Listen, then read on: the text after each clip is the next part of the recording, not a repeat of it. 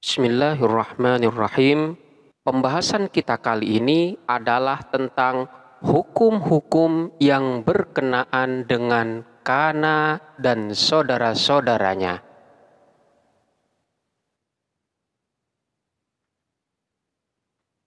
Ketentuan-ketentuan atau hukum-hukum yang berkaitan dengan kana dan saudara-saudaranya adalah yang pertama adalah ketentuan-ketentuan yang ada pada isimnya kana dan saudara-saudaranya berikut dengan khobar. Ini juga sama dengan ketentuan-ketentuan yang ada pada mubtada dan khobarnya. Kenapa? Karena isim kana dan saudara-saudaranya beserta khobarnya itu pada asalnya adalah bentuk mubtada dan khobar. Jadi apa yang terjadi pada hukum dan ketentuan mubtada dan khobar itu juga berlaku pada isimnya kana dan khobarnya kana beserta saudara-saudaranya.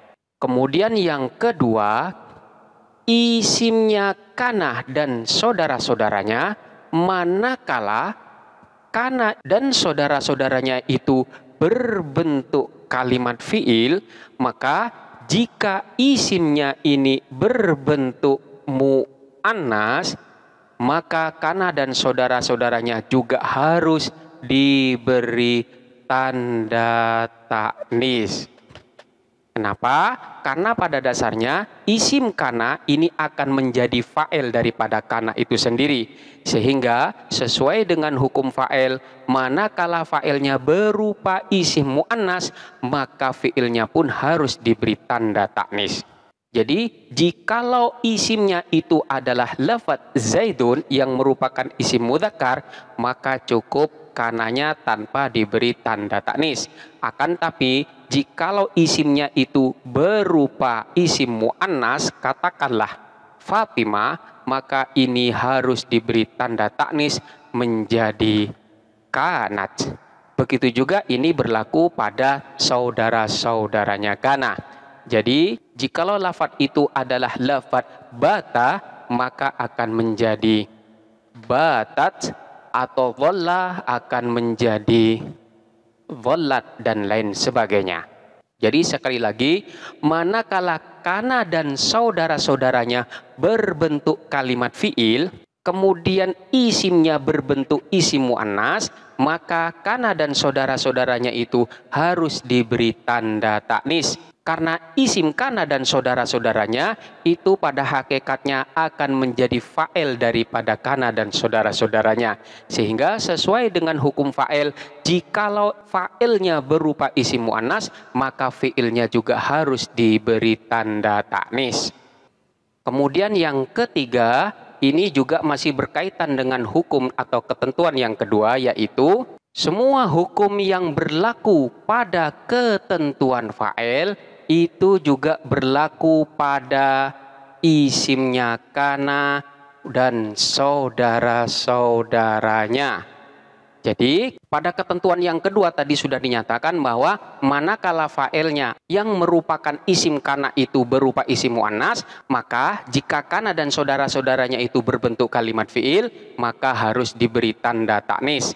Selain itu juga berlaku manakala bentuk daripada fa'ilnya yang nanti akan menjadi isimnya kana dan saudara-saudaranya itu berupa tasniyah maupun jamak, maka kana dan saudara-saudaranya itu akan tetap berbentuk mufrad. Contohnya seperti lafadz kana Muhammadani atau Muhammaduna. Ini kana tetap harus berbentuk mufrad sekalipun isimnya berbentuk tasniyah maupun berbentuk jamak. Begitu juga manakala berbentuk isim mu'annas.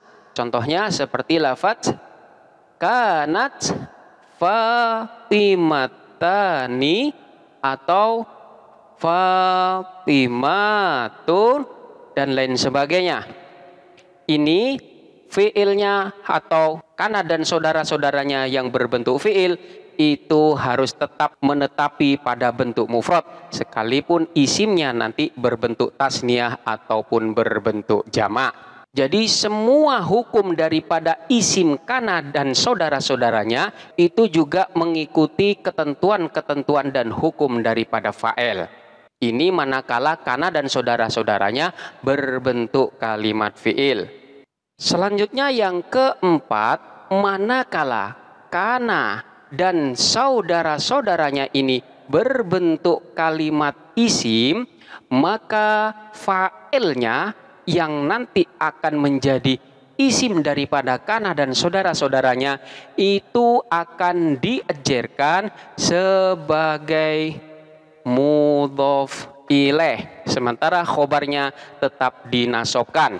Contohnya seperti lafaz kaunu Zaidin aliman. Kaunu Zaidin, keberadaan Zaid, aliman ialah alim. Jadi kana di sini berbentuk masdar dan masdar merupakan kalimat isim. Maka isim daripada kana ini hukumnya diijarkan sebagai mudhof ilaih. Jadi kaunu ini sebagai mudhof, sementara Zaidinnya sebagai mudhof ilaih. Sementara khobarnya ditetapkan nasab. Ini manakala kana dan saudara-saudaranya berbentuk kalimat isim. Kemudian ketentuan yang kelima berkaitan dengan isimnya kana yang pada asalnya merupakan perubahan bentuk dari mubtada. Ini juga berlaku untuk ketentuan mubtada jikalau dikaitkan dengan khobarnya.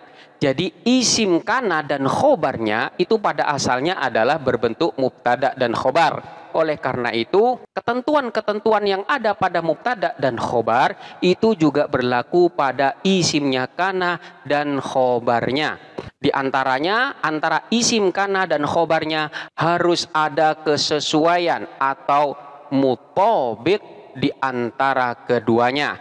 Kesesuaian tersebut baik dalam hal jenisnya maupun dalam hal jumlahnya. Dalam jenisnya ini harus sesuai dengan mudzakkar dan muannasnya, sementara dalam jumlahnya ini harus sama dalam segi mufrad, tasniyah maupun jamaknya. Kita ambil contoh seperti lafaz Zaidun qaimun. Ketika dimasukin kana akan menjadi kana Zaidun qaiman. Kemudian ketika lafaz Zaid ini dibentuk tasniyah akan menjadi Zaidani qaimani. Ketika dimasukin kana akan berubah menjadi kana Zaidani, ini akan berubah nasab menjadi qaimaini. Jadi ini tetap berbentuk tasniyah. Begitu juga ketika lafaz Zaid ini berbentuk jamak. Zaiduna qaimuna, dimasukin kana akan menjadi kana Zaiduna, ini akan berubah nasab menjadi qaimina. Ini terkait mutobik dalam segi jumlahnya. Kemudian mutobik dalam segi jenisnya adalah manakala isimnya ini berbentuk mudzakkar, maka khobarnya pun harus berbentuk mudzakkar. Jadi manakala di sini isimnya adalah Zaid, maka khobarnya di sini adalah lafaz qaiman. Manakala isimnya ini dirubah menjadi Fatimah, maka bentuknya akan menjadi kanat Fatimah qaimatan. Kanat Fatimatu qaimatan. Ini manakala isimnya berbentuk muannas, maka khobarnya pun harus berbentuk muannas. Begitu juga ketika dibentuk tasniyah, maka fiilnya ini akan menetapi bentuk mufrad. Kanat Fatimatani qaimataini. Kemudian ketika berbentuk jamak, kanat Fatimatu qaimatin. Jadi harus ada mutobik, kesesuaian antara isimnya dan khobarnya. Karena pada bentuk asalnya adalah susunan mubtada dan khobar. Sekali lagi, ketentuan pada mubtada dan khobar itu juga berlaku pada ketentuan isim dan khobarnya kana dan saudara-saudaranya. Kemudian ketentuan yang keenam, dalam hal peletakannya antara kana dan saudara-saudaranya, kemudian isimnya, dan selanjutnya adalah khobarnya. Ini pada asalnya peletakannya itu berurutan. Jadi kana dan saudara-saudaranya terlebih dahulu, kemudian isimnya, selanjutnya khobarnya. Dalam ketentuan urutan peletakan ini terdapat beberapa ketentuan. Yang pertama, khobar ini wajib didahulukan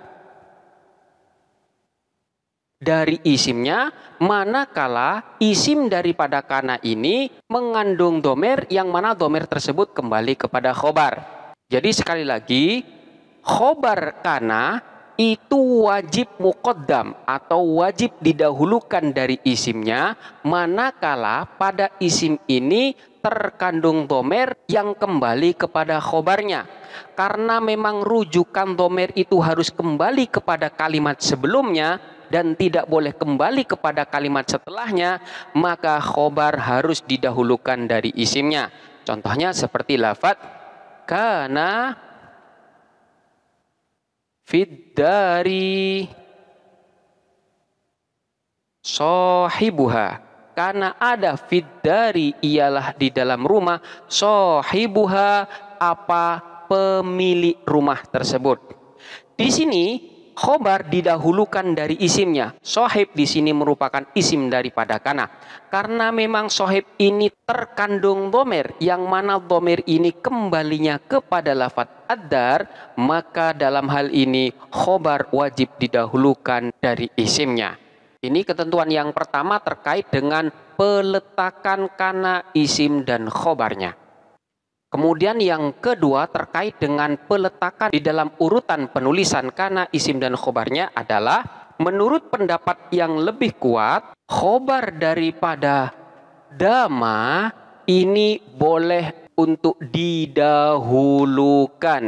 Jadi khobarnya dama ini mendahuluin dama, akan tetapi tidak mendahuluin ma yang ada pada dama itu sendiri, yaitu ma masdariyah dzarfiyah. Contohnya seperti lafadz la usahibuka ma dama zaidun qaiman.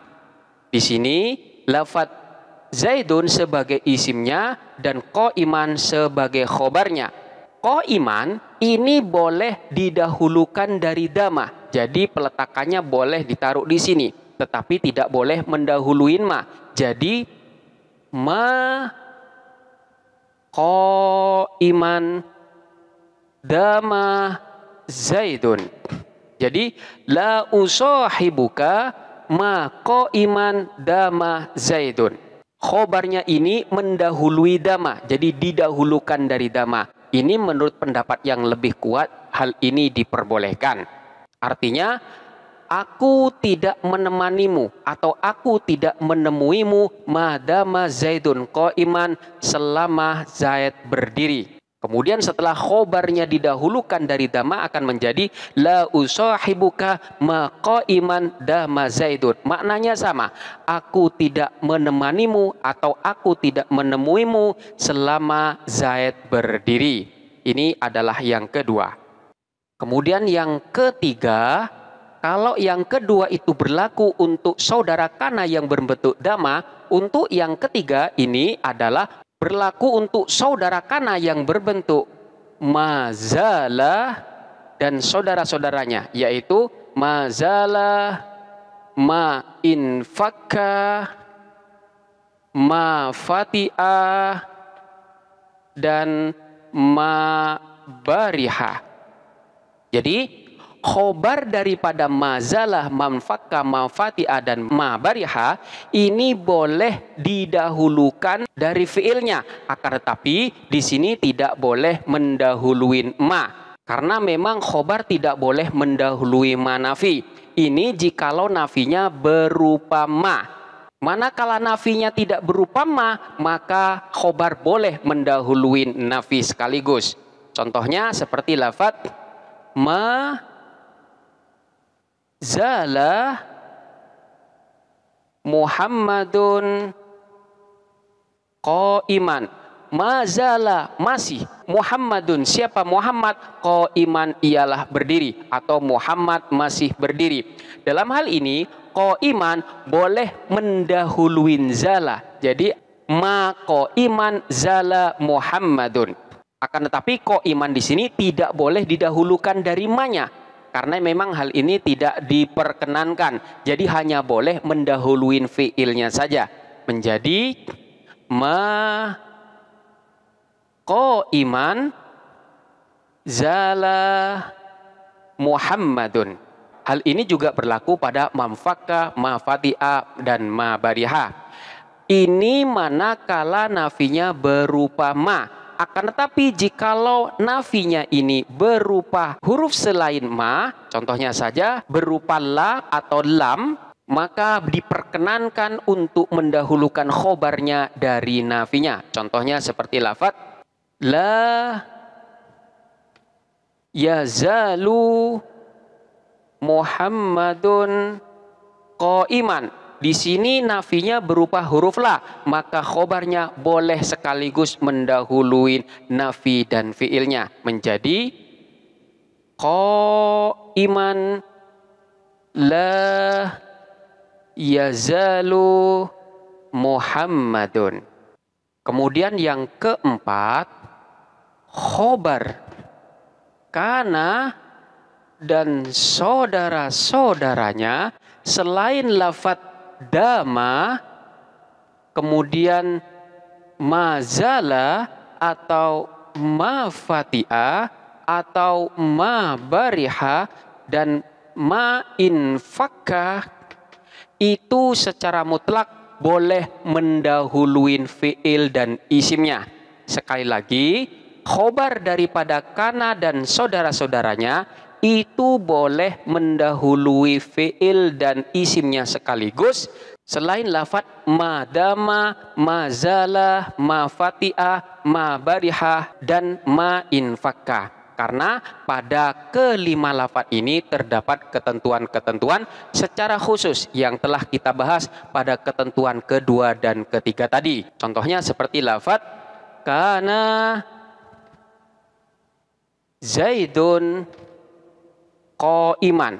Jadi qa'iman ini boleh didahulukan dari kana dan isimnya menjadi qa'iman kana Zaidun. Hal ini juga berlaku pada saudara-saudara kana yang lain selain kelima lafaz ini. Seperti lafaz laisa Muhammadun sarikon. Muhammad bukan seorang pencuri. Sarikon ini boleh didahulukan dari fi'il dan isimnya menjadi sarikon laisa Muhammadun. Kemudian ketentuan yang ketujuh adalah manakala jatuh setelah in atau lau, maka dalam hal ini boleh membuang kana beserta isimnya sekaligus.